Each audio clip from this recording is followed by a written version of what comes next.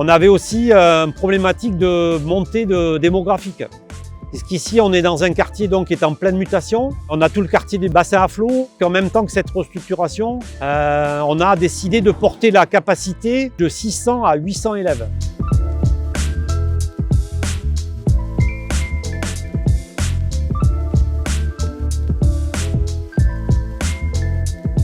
C'est évident que quand on réemploie des structures en béton, on n'a pas la même empreinte carbone.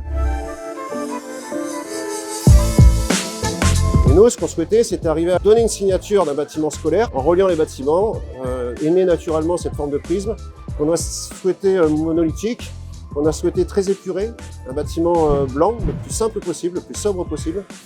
Et on a accompagné sa composition par un pignon qui va être animé par une perforation et des jeux de lumière, qui lui va servir de phare urbain. Ce ruban qui se replie définit un porche, une voûte en béton, et cette voûte en béton rentre à l'intérieur de la cour. Quand on arrive de la cour, elle vient s'accompagner d'une mangrove, le grand préau, qui est une grande nappe en béton sur la totalité.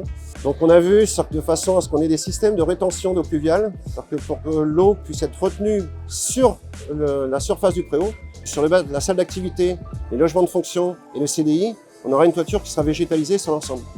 Cette toiture a deux vocations. La première, c'est de servir aussi de rétention d'eau, mais à la fois de renforcer l'inertie des bâtiments. Donc ça fait que les bâtiments sont à la fois plus performants thermiquement. On est attentif à l'énergie qu'on va consommer, être le moins énergivore possible. On a choisi d'isoler les bâtiments existants par l'extérieur, mais redoubler par une isolation par l'intérieur, et avec des vitrages aujourd'hui très performants. Les points les plus forts sur l'écologie, c'est de limiter tout ce qui est empreinte carbone. Donc ça veut dire qu'il faut travailler avec des matériaux biosourcés, à origine naturelle, pas manufacturés ou retravaillés, donc à très faible bilan carbone.